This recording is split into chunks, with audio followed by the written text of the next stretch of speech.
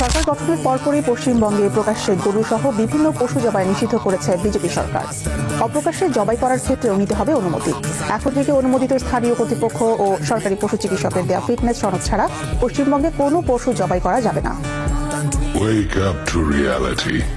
না তো গলায় দড়ি দিতে বলো, আর না হলে বিষ আনতে বলো। বিষ তো ভিড়ি পয়সায় পাওয়া যাচ্ছে, কারণ ও গরু লাগাচ্ছে, কোন আঙ্কেলে ও খাওয়া দিতে পারবে, এককাল গোবর ফেলতে পারবে। আমার 5 লাখ টাকা লোন নেওয়া, সব মহিলারা এসছে আমার বাড়িতে, এসে বলছে লোন শোধ করো। আমি কি করে করবো? আমার দড়ি নিয়ে ঘুরছেন কেন? ওরা দড়ি দেওয়া ছাড়া আমাদের বিকল্প কোনো রাস্তা নেই। কুরবানি না করতে বলে মুসলমানরা জব্দ হয়ে যাবে, আপনার কি মনে হয়? জব্দ আমরাই হচ্ছি। আমাদের মরা ছাড়া কোনো উপায় নেই। শুধু আমি মরবো না, আমার সঙ্গে আমার পরিবার মরবে। গরু নিয়েই আমাদেরকে রাস্তায় গিয়ে আন্দোলন করতে হবে। আমরা ভোট দিয়ে এনেছি সরকারকে। 1.5 লাখ টাকা দেনা আছে এই গরুর উপরে, কিন্তু আমরা কি করব? আমরা শিক্ষিত ছেলে, সরকার একটা চাকরি দিতে পারছে না, কিন্তু আমাদের পেটে লাথি মারছে সরকার। সরকার যদি না দেনার দায় নেয়, তাহলে আমাদের গলায় দড়ি দিতে হবে, বিষ খেতে হবে বা আত্মহত্যা করতে হবে।